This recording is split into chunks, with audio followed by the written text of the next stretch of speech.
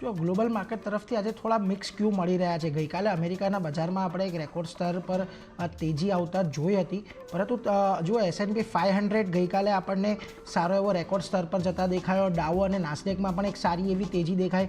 ખાસ કરીને ગઈકાલે જે કંપનીઓના પરિણામો આવ્યા એ પરિણામોને પગલે આપણે સારી એવી એક તેજી જોવા મળી હતી અને MSCI વર્લ્ડ ઇન્ડેક્સ છે એની અંદર પણ ગઈકાલે આપણે એક 1.5% ઉછાળો જોવા મળ્યો। એટલે ઓવરઓલ અમેરિકાના બજારોથી તો આપણે અત્યારે સારા એવા સંકેતો મળી રહ્યા છે।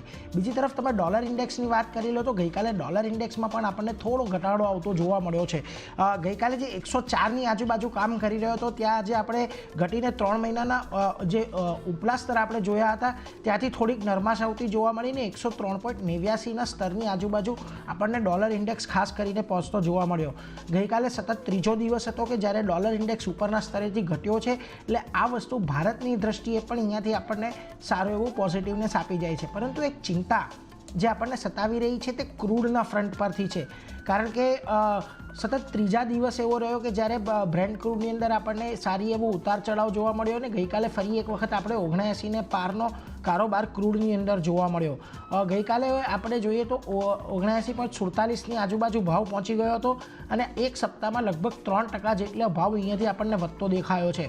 હવે આ વર્ષે ખાસ કરીને યુએસની અંદર જે છે એ ઉત્પાદન ઘટવાનું અનુમાન અહીંયાથી બની રહ્યું છે, જેને કારણે આપણને આ ઘટાડો આવતો જોવા મળી શકે છે, વધારો જોવા મળ્યો છે। અને ખાસ કરીને હવે અહીંયાથી બજારની જે નજર છે મિડલ ઇસ્ટની અંદર એટલે કે મધ્ય પૂર્વના દેશોમાં જે અત્યારે ચર્ચાઓ ચાલી રહી છે, ત્યાંની જે જીઓપોલિટિકલ સિચ્યુએશન જે ઊભી થઈ છે એના પર હવે અહીંયાથી રહી છે। એટલે અત્યારે આપણને થોડીક ચિંતા એ રીતે પણ પ્રવર્તી રહી છે કે ત્યાં આગળ જો કોઈ પણ જે અત્યારની સ્થિતિ છે એની અંદર જો તણાવ વધે છે તો આપણને અહીંયાથી ફરી એક વખત ઉછાળો ક્રૂડની અંદર જોવા મળે છે।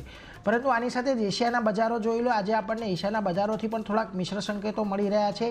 નિક્કે આજે આપણને એક પોઝિટિવ સંકેત આપી રહ્યો છે, પરંતુ શાંઘાઈ અને હેંગસેંગની અંદર જોઈ લો થોડી નરમાશ સાથેનો કારોબાર આજે જોવા મળી રહ્યો છે। બીજી તરફ શાંઘાઈ થોડું પોઝિટિવ છે, હેંગસેંગની અંદર આજે ઉપરના સ્તરેથી થોડુંક દબાણ છે।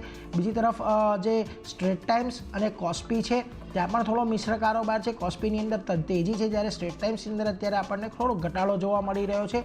આની સામે આપણા બજારોની વાત કરી લઈએ તો જુઓ ગઈકાલે આપણે ફરી એક વખત એક ફ્લેટ ક્લોઝિંગ ગઈકાલે આપણને બજારમાં જોવા મળ્યું હતું। એની સામે આજનું જે ગિફ્ટ નિફ્ટી છે એ આપણને થોડીક પોઝિટિવિટીના સંકેત અહીંયાથી ચોક્કસ આપી રહ્યું છે। 41 પોઈન્ટની જે તેજી છે એ ગેપઅપ દર્શાવી રહ્યું છે, પરંતુ આજના દિવસમાં પણ શરૂઆતી તો આપણને થોડો ઘણો ઉછાળો જોવા મળી શકે છે, પરંતુ ત્યારબાદ RBIની પોલિસી કેવી આવે છે અને ખાસ કરીને કમેન્ટ્રી અહીંયાથી ગવર્નરની કેવી રહે છે એના પર આજે આપણને બજાર થોડુંક મૂવમેન્ટ કરતું દેખાશે। જી નીરજ, આભાર આપનો।